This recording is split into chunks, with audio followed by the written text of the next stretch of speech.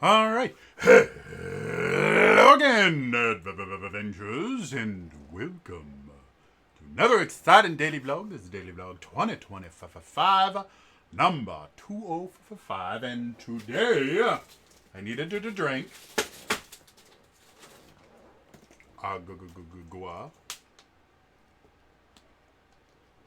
All right. I know most of you guys really probably don't care that much about VTuber quote unquote drama, but again, I have a degree in business. I spent a decade running businesses, specifically in retail. Business is something that fascinates me, greatly interests me, and I have a lot of expertise in it. So the Vshojo stuff, excuse me, the Vshojo stuff, it looks like I was kind of right.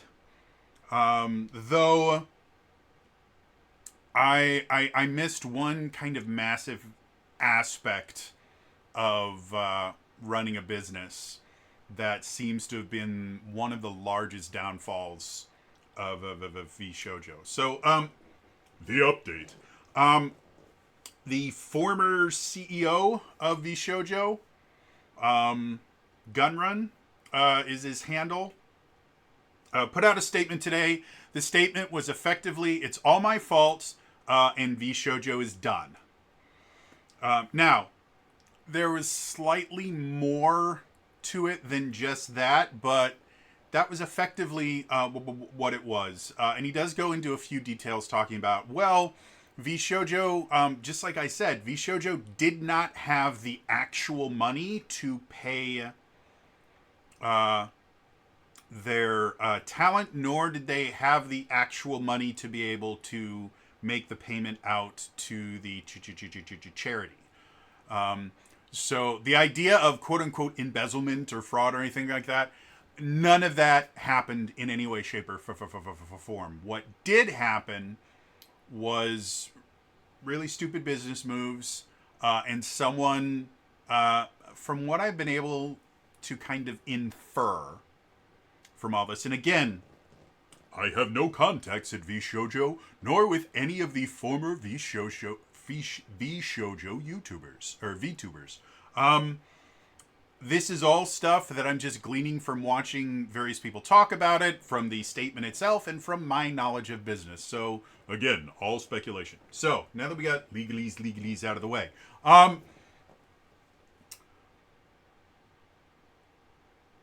apparently what happened is this dude Gunrun, who actually has a name.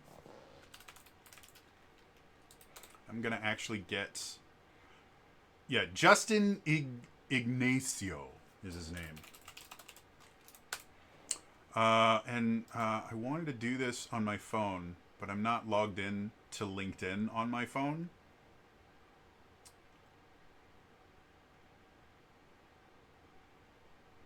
What does that mean? So, yeah, all right. So, we have to understand exactly what was going on here. Justin Ignacio, according to his LinkedIn, was on the founding team of Twitch. I've got no idea what that means. He lists nothing about what he does there on here, so I actually don't know what he did at Twitch. But according to his LinkedIn, he started working there in May 2011. So he was there pretty early on. I think in 2011 it might have still been Justin TV. I'm not 100% certain, but and then he went over and he founded this Vshojo. And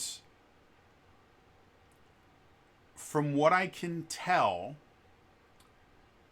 he simply did not understand how a company works. And I think part of that had to do with the fact that Twitch, in and of itself, didn't work like a quote unquote normal company. I've mentioned this before. According to the Small Business Administration, 99.9% of businesses in the U.S. are considered quote unquote small businesses, which means they have less than 100 employees. Technically, Vshojo counts as a small business because I believe they had less than 100 employees. All the VTubers they had were not employees, they were independent contractors. We will talk about that later. And why some of the things had to happen from a legal standpoint, i.e., it's illegal to not pay your employees when they work. It's technically not illegal to not pay your independent contractors. It's a breach of contract, which is a different violation, and it's handled differently.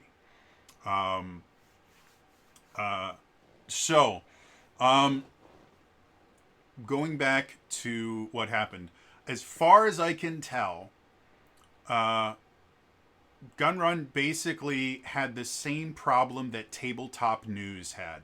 If you guys don't remember, years ago, there was a Kickstarter for this thing called Tabletop News. They were looking for $100,000, I think it was, to make 8 episodes, 10 episodes, something like that. And basically, each episode of this series is going to cost somewhere in the neighborhood between $10,000 to $20,000 to make. Now, in the realm of the entertainment industry, a single episode of a TV show costing less than $100,000 is almost unheard of. It's just not possible because of all the people that you have to hire, all of the hoops that you have to jump through. It's just not possible to make a TV show for less than $100,000 an episode for the most part. Didn't used to be that way. So the people that were involved in this must have thought, well, we only want to make it with $10,000, $20,000. That's a super easy number to get under. And we've decided that we think anyone that works on this show should be paid this amount of money. And from a business perspective, and again, part of my degree, the capstone for my degree was I had to create a business plan. And the idea of starting your business plan with how much money you want to pay people is so far beyond the realm of wrong, it boggles the mind. That's not how you create a business. Generally, a business plan starts off with, okay, I need an idea for something that will make me money. I have to come up with something that's actually going to be profitable at some point. And then you start doing things like, okay, I have this idea. Let's look at the market. Is there a gap in the market that I can fill? Or, do I see that the market itself is saturated with this kind of product, and if I do this, I'll be able to get into that market. That's how you start a business. You don't start a business with, how can I get paid $20,000 a year? Or how can I get paid $70,000 a year? I think that's the most important thing is I make this much money. It's an absolutely moronic thing to do. That's what they decided to do. They started with how much money do we want to make, and then built everything else around that, created this budget, and never thought about the idea of, we actually have to make money off of this. We can't just kickstart every 10 episodes. Now, according to their pitch, their goal was, we're going to create this show, and in the 10 episodes that we put up, we are going to show that we have a quality enough show that we can get sponsors to pay us enough to keep creating shows. If anyone's wondering, Tabletop News was never a thing. I think the first 2 episodes got a decent number of views, and then everything died. I have videos on this channel that got more views than some Tabletop News episodes, and I have made nothing off of this channel. It was a bunch of people that worked in the industry. Like, none of these people were brand new to YouTube or anything like that, but they'd never run a business. They had no idea how to run a business, and they just went, well, this is how a business should work. Not this is how a business does work. Not this is the research that I've done to see how to run a business. No, they just magically made up how a business was supposed to work. And then, surprise, surprise, it didn't work. So, tabletop news just died instantly. The last episode came out with like zero fanfare, and then it was never heard of again. As far as I can tell, that's what Vshojo was. Is you had this dude and two other people that I haven't been able to do a bunch of research on. You had these three founders that were familiar with the market. I'm actually going to look up real quick. Vshojo.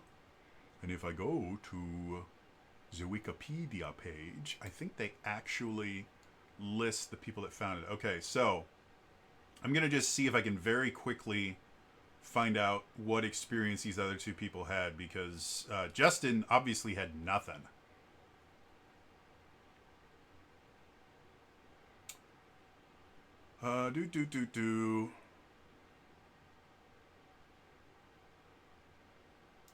I found another LinkedIn, and let's see. Motion design generalist is what Philip Fortunat Motendu.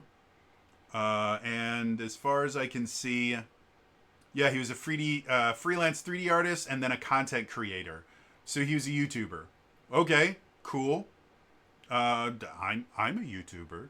Doesn't mean that you don't know anything, but there's nothing in here that would show that he knows anything about how to run a business in any way, shape, or form. And then the other one is Daniel Sanders Vshojo. Let's see if I can find out what he did.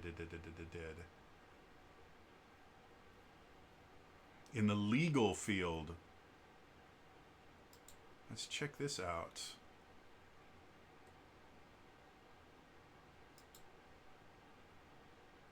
Page does not exist. He doesn't even have a LinkedIn anymore. Okay. Yeah, as far as I can say, let's see what it says here. It's in the legal field. Worked as an attorney at Anthem Law. So yeah, he's a lawyer. Cool. So, as far as I can tell, we had three people with the one that had the most business experience was Gunrun.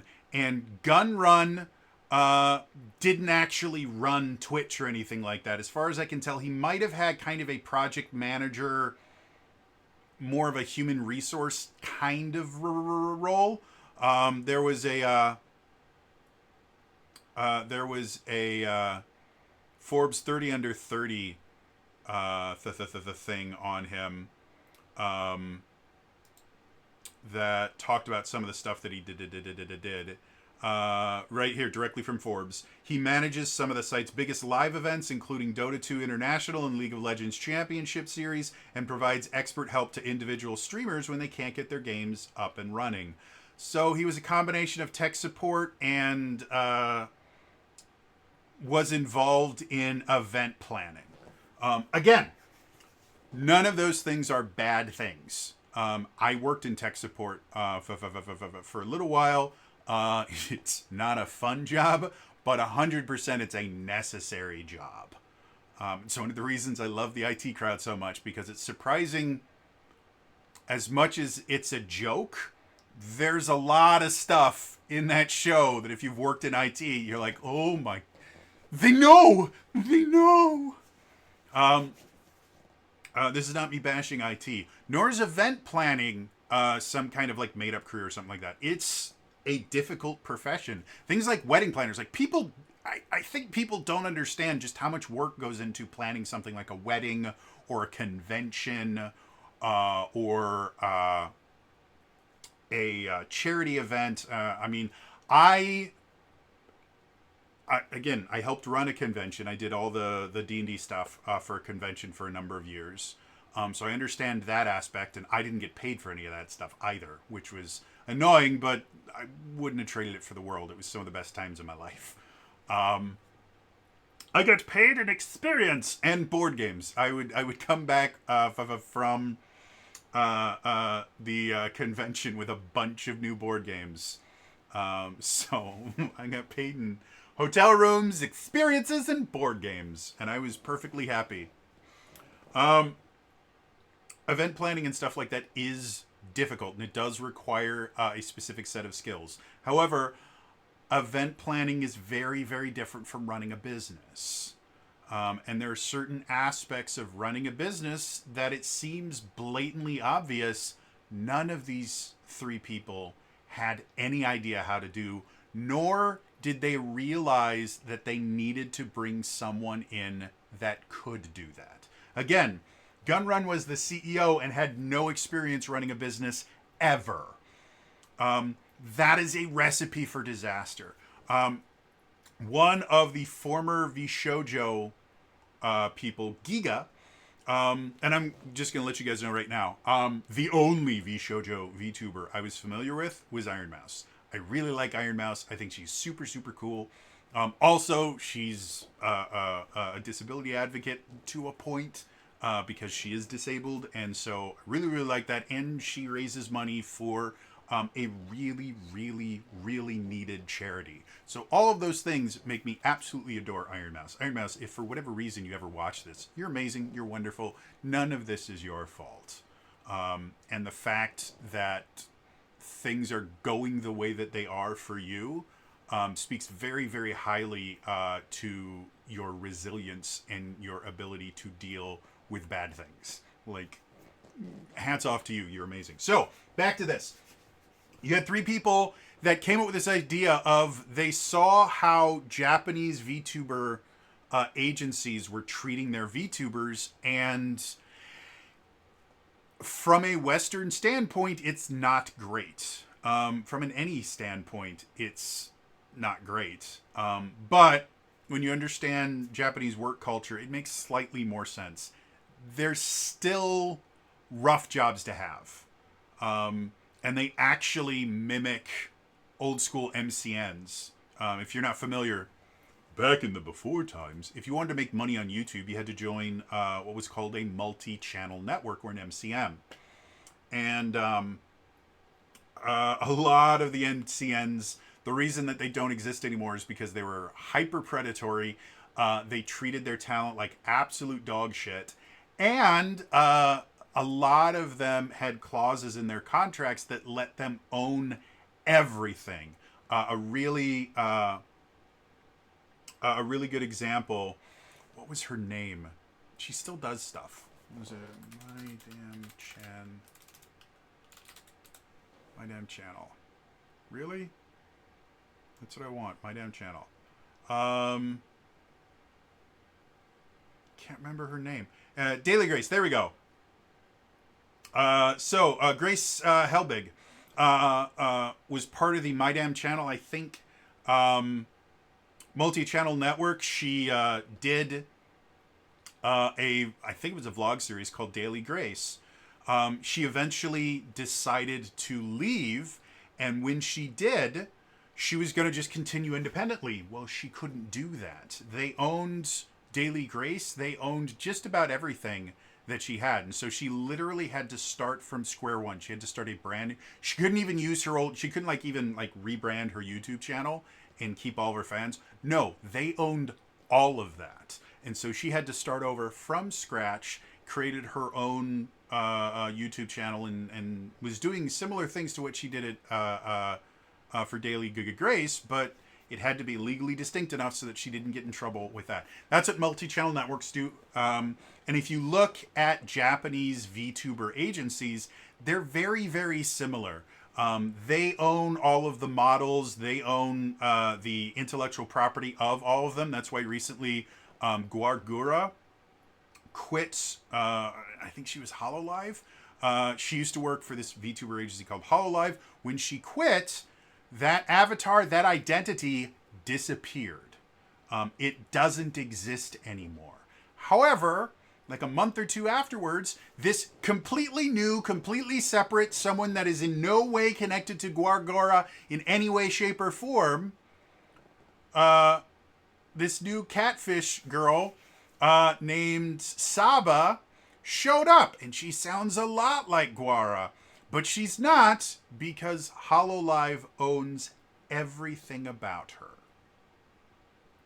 So these guys came up with this idea. It was like, well, that just seems really mean that they get to keep all the IP and everything. What if we made our own agency and we let the girls keep everything, and yeah, and we would do all this cool stuff, like we would set up collabs and we would set up these cool events and concerts and all this also, like, it would be awesome. And the other two dudes were like, yeah, totally, that would be like the sickest thing ever, dude. And so they came up with this idea, as far as I can tell, based on the flawed principle of, well, these hyper successful companies are doing a thing that I don't like, so I'm going to do something completely different and just expect that it's going to make money. Surprise, they never thought about how to actually make a profit. And this is another thing that I find really, really fascinating. They treated Vshojo like Twitch, in the idea that, fun fact, Twitch has never made a profit, I don't believe. Or if they have, it hasn't made a profit in a really long time, at least since Amazon purchased them. Well, what are you talking about? How could it exist for as long as it have? Because Twitch is extremely expensive. All the proprietary tech that they use, all that costs money. All of the servers that are required to host the millions of hours of content that exist on Twitch, all that costs shit tons of money. Now, Amazon, their parent company, has shit tons of money.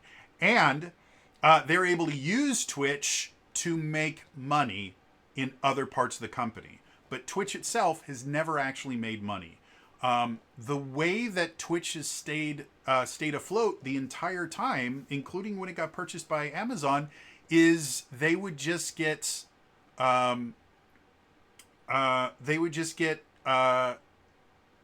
they would just do fundraising effectively. They would get venture capital, things like that. And if you're not familiar with what venture capital is, if you've heard the term thrown around, what venture capital is, quite literally, is a different form of the stock market.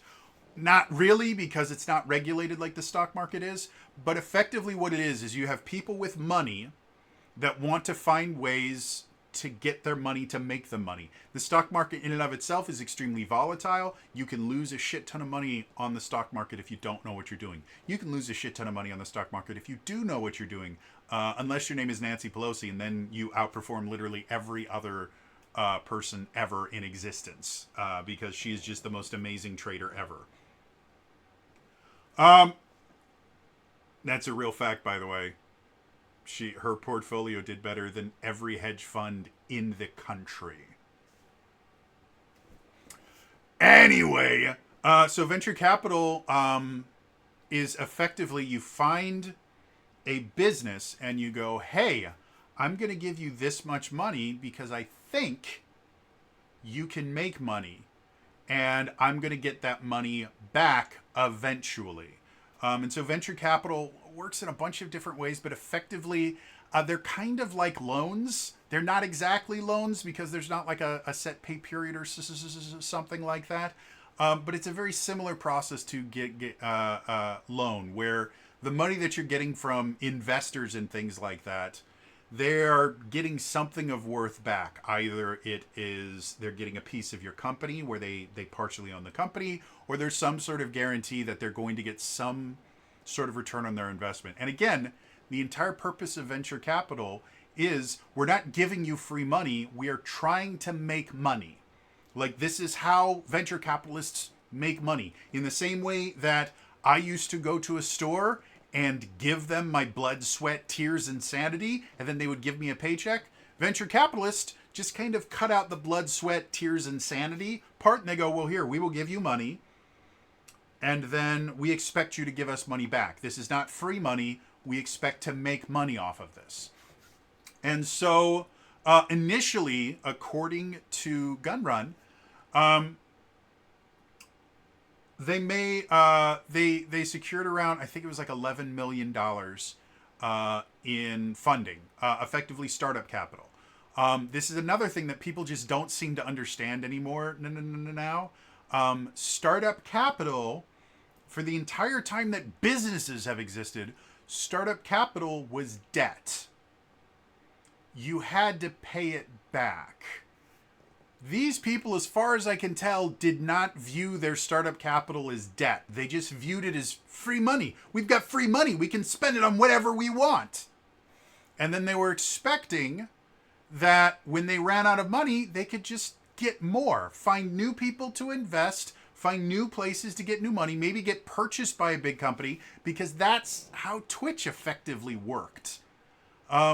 Again, Twitch wasn't actually profitable, or not massively profitable ever, but the potential of Twitch was big enough that Amazon was willing to spend a lot of money to buy it, and Amazon does make money off of Twitch. They don't make, the company itself doesn't actually make a profit, but through affiliate links and things like that, and connecting it with other services and things like that, they actually are able to turn a profit from aspects of Twitch. But the actual company, like if you actually look at the company books, they're always in the red. They just don't make money. And so the one person with actual business experience, because again, the other person was a content creator, which we've already seen content creators have a very loose understanding for the most part. I'm not saying every content creator, but a lot of content creators have a very loose understanding of how businesses work.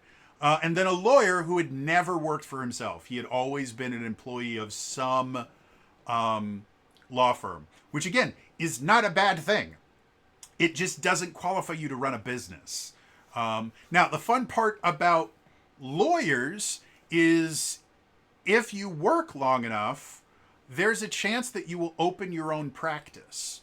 And that is running a business. And so there is kind of a pipeline for lawyers to kind of learn how to run a business. If they want to open up their own practice, they have to learn how to run a business. It's one of the reasons why private practices are not super common, because a lot of times, again, you have someone that's been an employee their entire life, decides to open up their own practice and doesn't understand the things like payroll taxes, and it buries the business.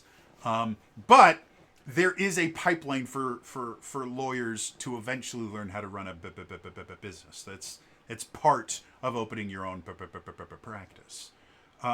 So you had one dude who had no idea how to run a business. Let's let him be the CEO. You have another dude that's just a content creator. We'll make them head of marketing. Then you have a third dude that's just a lawyer. That's all they were. They were a lawyer. I have no idea if they're a good lawyer, bad lawyer, but they were a lawyer. And I will be 100% honest. Becoming a lawyer is very, very difficult. And if he was a passable lawyer, like not even a great lawyer, he was probably a very big asset for that company, because a lot of things that sink new businesses are them just not understanding how laws work. The ones that generally will sink a new business, labor laws, are very, very easy to just absolutely destroy, even established businesses. If you have a manager that just never took their business law, never read their business law pamphlet that you get, like, I kid you not, whenever you're put into management, it happened to me, you will go through a course that talks about business law and specifically labor laws. If they don't do that, then they're setting you up for failure. So if you have a manager that just never understood how labor laws works, it can and does tank companies. One of the companies that I worked at actually got sued by some former employees, was investigated by the Department of Labor, and was found to have violated overtime laws and a couple other labor laws. They got fined hundreds of thousands, maybe millions of dollars for it, in addition to having to pay a back pay for the overtime and all these other things. Like, it was a really, really big mess, and it messed up the company massively. it wasn't because the company itself didn't understand labor laws. It was like one or two managers that were forcing their employees to work off the clock, or were changing punch hours so that they didn't pay them overtime and things like that. And they just never thought, oh, maybe that's illegal. So, going back to Vshojo, you had a bunch of people that didn't know how to run a business, and they were treating it like a massive, massive corporation as opposed to a startup. And they never thought about how do we actually make money off of this business. It was always just, well, when we run out of money, we'll get more. That's how this stuff works. And it's actually not how it works. It's never how it works. Now, Giga recently did a live stream where she kind of reviewed the statement from the CEO and kind of ripped it apart. And something that to me was very, very impressive. I have no idea who Giga is. Before today, the only thing that I knew was that she was a part of Vshojo because her name had come up in relation to Iron Mouse. I've never watched her streams or anything like that. I know very little about her. If there are any Giga fans watching this, if you would like to inform me more about who Giga is, the person behind, not the lore of the character themselves, but the person behind them, I would love to know more. And the reason why is when she was kind of ripping this thing apart, she was talking pure business. And again, that's not something that I see from content creators very often. I do not know what her background is, but it's obvious either she has some actual experience in the business world, or she has taken the time to teach herself how businesses work, because she's got a lot of good information that she talks about in there. And she talks about quite a few different times. She says the things along the lines of, she was in meetings with like the higher ups, and the CEO never had a plan. Like the CEO would just kind of sit there and let other people do the talking for him. Like anytime there was a question, someone else would answer it, which kind of supports my idea of Gunrun had no idea what he was doing. Which again is not an impossible. Like I know people that have run very successful businesses that had no idea what they were doing, but they knew enough to know where their information gaps were, and they were smart enough to be able to hire people that could fill in for the places that they just didn't have the knowledge or the experience. Gunrun had none of that. She mentions in the video, there were people that were getting paid to just play video games all the time. Like that's all they did at work was play video games. One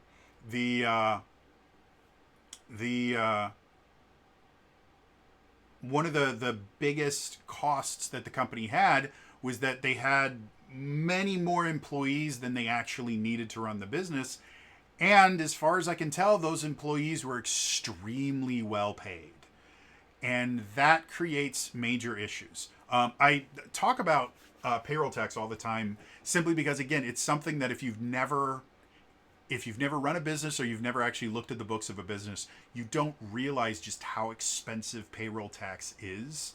Let's say you have an employee, to use easy numbers. Let's say you have an employee that makes $100,000 a year. The reason I'm using $100,000 is because 100 is really easy to do percentiles from.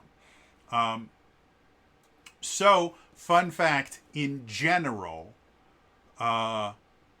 your payroll tax that the employee will pay, generally, for all the different things that you're going to be paying to the government, is going to take about 33% of your paycheck right off the top.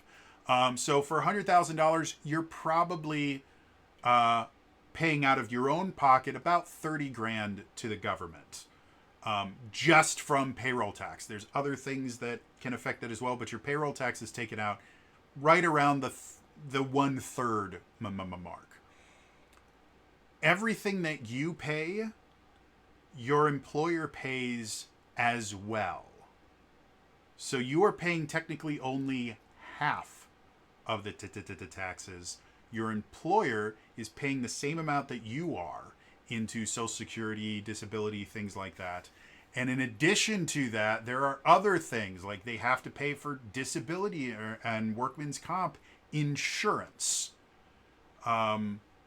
So, for an employer to hire someone at $100,000 a year, they actually have to pay that person $130,000 a year because they're actually paying them or it's costing them $130,000 a year because they're actually paying them $100,000 a year, but they're also paying an extra 30% roughly on top of that. And then there's other expenses as well, but payroll. So overpaying your employees can be disastrously compounding for a business. Like it very, very, very, very quickly gets impossible to be able to keep up with everything. And if for whatever reason you don't do your payroll taxes correctly, you start having to pay penalties on the payroll taxes, which stack up really, really fast. And so for whatever reason you aren't able to pay your payroll taxes like quarterly or however you're doing it, you miss one of the payments, the IRS is like, hey, guess what? You forgot to pay us. Don't worry, it's not that big a deal. We're just going to charge you a shit ton of money and you need to pay us now. And every time we ask you for money and you don't give it to us, we're going to charge you more. So give us the money now or things are going to get very, very bad for you. And if for whatever reason you just don't have the money available to do that, it gets worse and it gets worse and it gets worse. And eventually you're just fucked. You cannot afford to pay your tax burden. That's why, what was his name? Wesley Snipes. That's why he went to prison. Because he didn't pay his taxes. The burden got so high that he couldn't afford to pay it. And then he went to prison for a few years. That's the reason that the Fresh Prince of Bel-Air exists. Will Smith didn't pay taxes, or didn't pay enough taxes when he was just a rapper. Got into this massive, massive tax burden and had no way to pay it off. He was never going to make enough money off of his music to ever be able to pay off his tax burden, because every additional penny that he made also increased his tax burden. And that's the same thing. Every additional penny that Vshojo made increased their tax burden.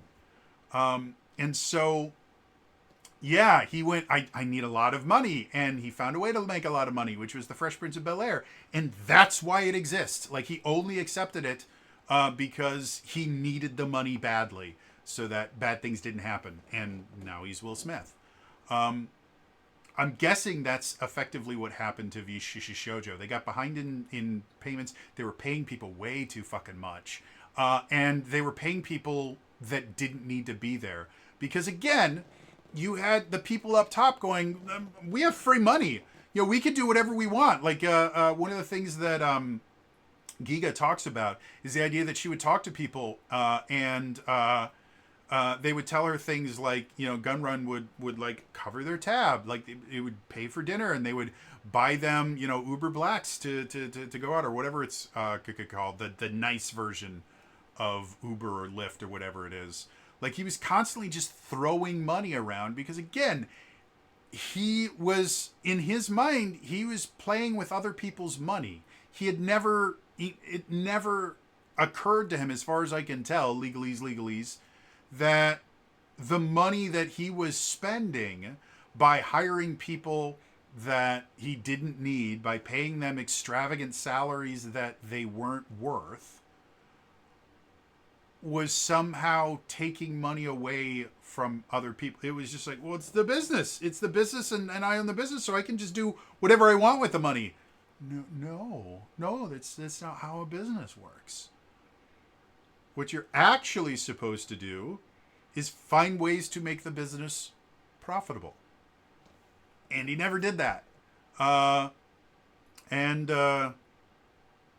Yeah, so as far as I can tell, like I said, my initial assessment seems to be pretty damn close. And when he and apparently when they ran out of money, he tried to fundraise more instead of, and this is another thing that I really loved about Giga's video. Giga, according to her, so again, this is coming directly from Giga, so I don't know how trustworthy Giga is. I didn't know that they existed a couple months ago. So I am just taking her for her word. I have no reason to doubt any of this stuff is true. So that's the assumption I'm making, is the stuff that she says is true. According to her, at these meetings, they would talk about, oh, we're going to do this new thing. And Giga would go, there's no possible way that's going to make money. Like, no, trust me, we've already started it. It's going to be great. And then it wouldn't work. And then all of that money would just be pissed away. She's like, okay, fine. I guess we just spent all that money. Whatever. Like, and she kept giving them ideas. Well, what if we did this? This would be...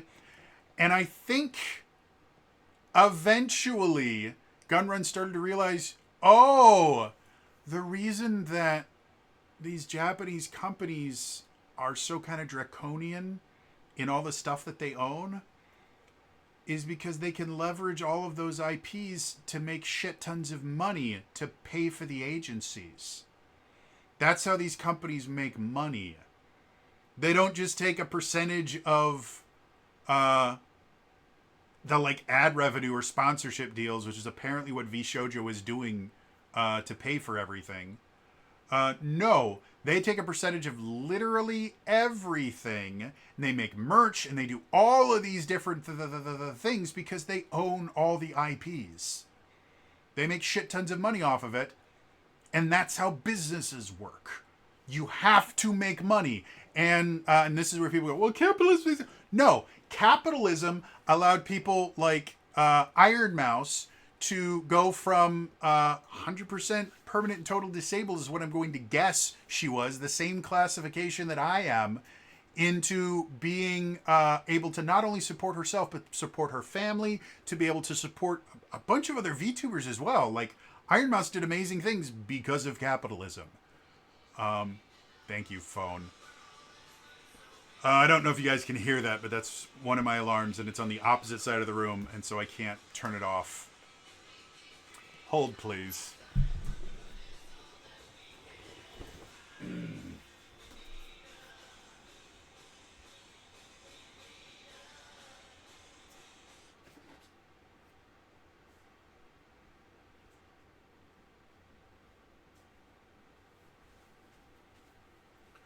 Sorry about that. Forgot my alarm is over there. I was charging it because the charger's better.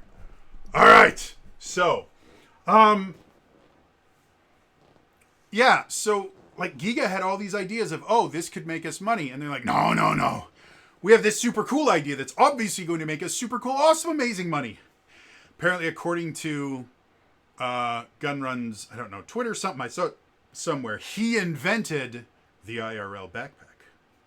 So again, you have this person that has this idea that I can just make shit up and make money off of it because the IRL backpack works really well.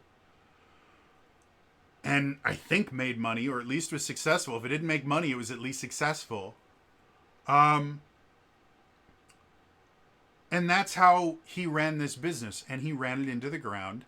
And now a bunch of people are out hundreds of thousands, if not millions of dollars, because this one dude simply decided that I can run a business, accidentally made a successful business, and ran it into the ground.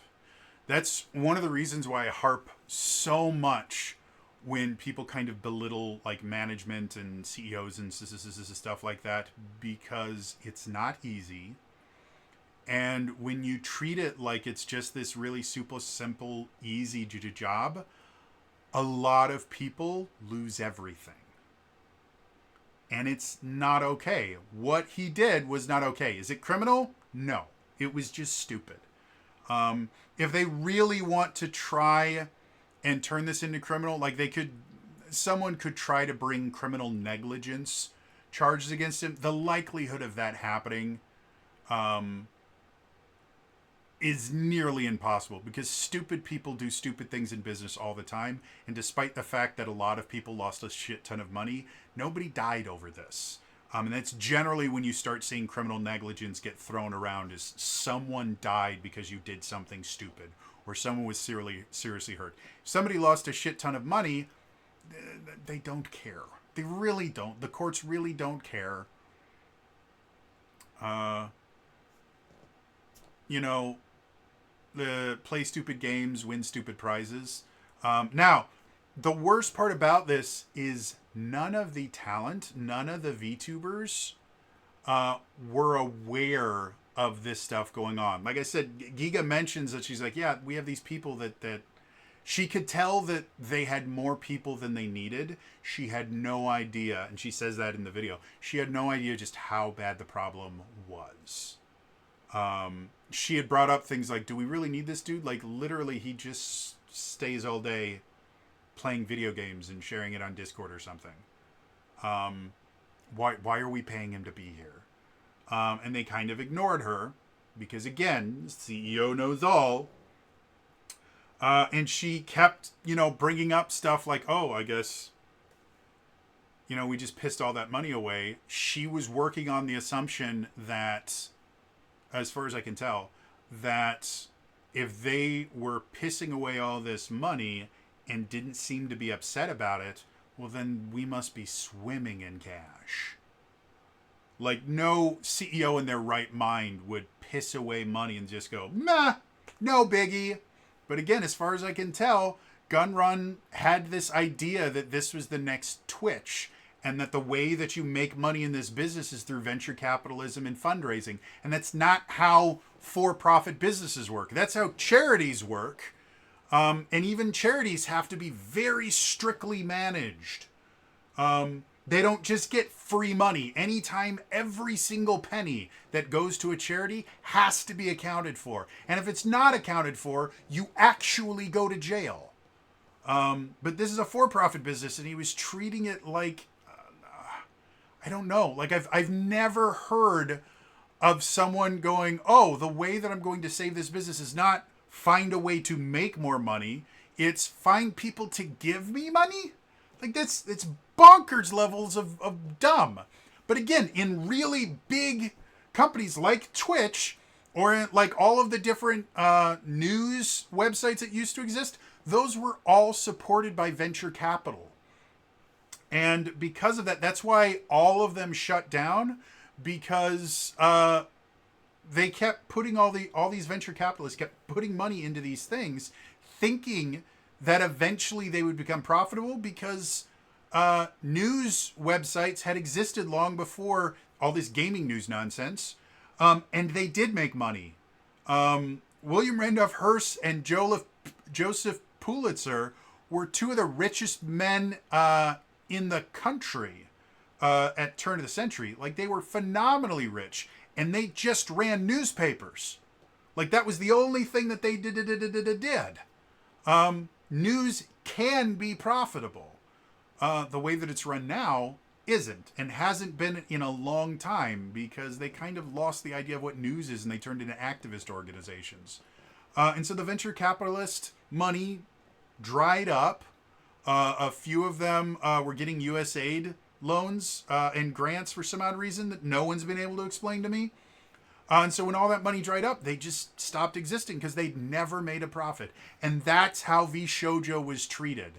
Was this venture capitalist style company. And I do not have any guarantees, I guess I should say this. I have no guarantees that they actually got venture capitalist or they had investors like that. It just sounds kind of like that.